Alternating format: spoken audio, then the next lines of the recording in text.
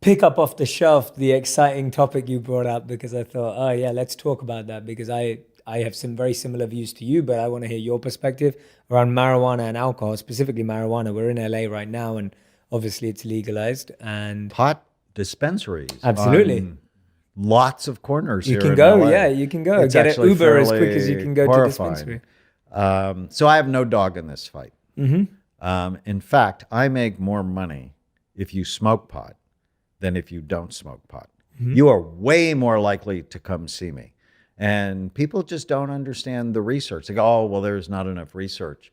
No, marijuana increases the risk of psychosis 450% if teenagers start smoking pot. That is not a good thing.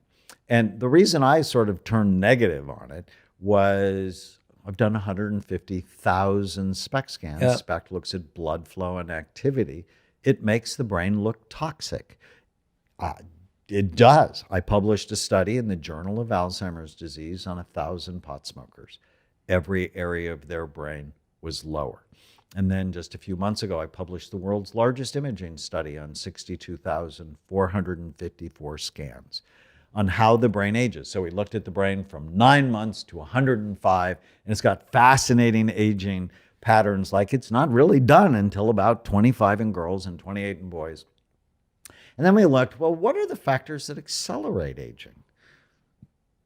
On the top of the list was schizophrenia. If you have schizophrenia, your brain looks worse than everybody else.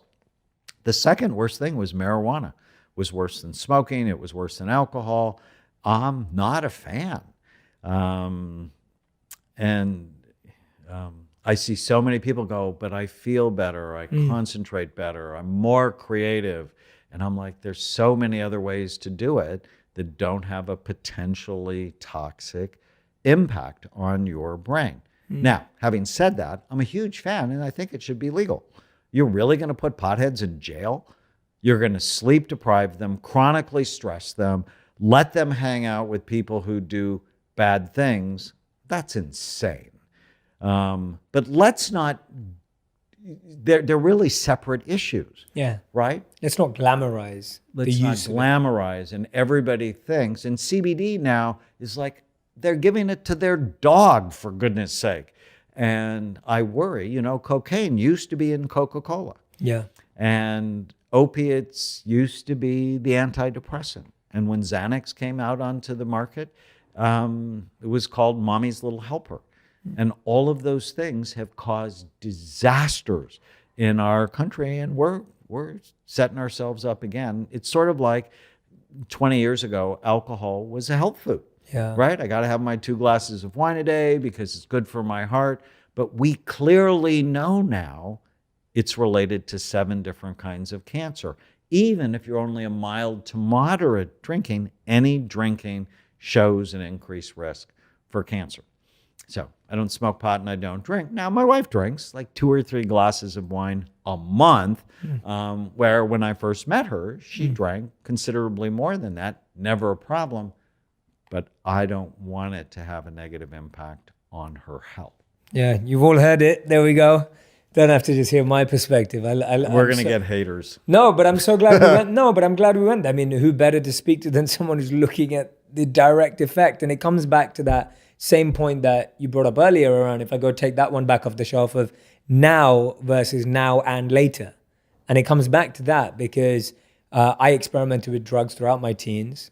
Absolutely everything under the sun. Never got addicted, never did something consistently enough, but always wanted to take 1 or 2 tries of everything. And then gave it all up at 18 and I haven't drank alcohol or smoked anything or taken anything and since. Do you feel like you're missing something? Not at all. Not at all. Not at all. I feel amazing. And I get to be creative and my whole life is creative and I get to travel the world. And people go, well, if I go to a party, I'm anxious. Yeah. Well, learn how to deal with the anxiety rather than have to medicate the anxiety, because that's now, but not later. Right. Yeah. And, and when you're around and you go to a party where there are a lot of people drinking, for me, I generally just leave because they're sort of stupid. Yeah. And they're like saying things that it's like, did you really say that? That's so rude. Why would you say that? Because it drops frontal lobe function and it drops cerebellar function. And your cerebellum is the major processing organ in your brain. and you don't want to be slow. Absolutely.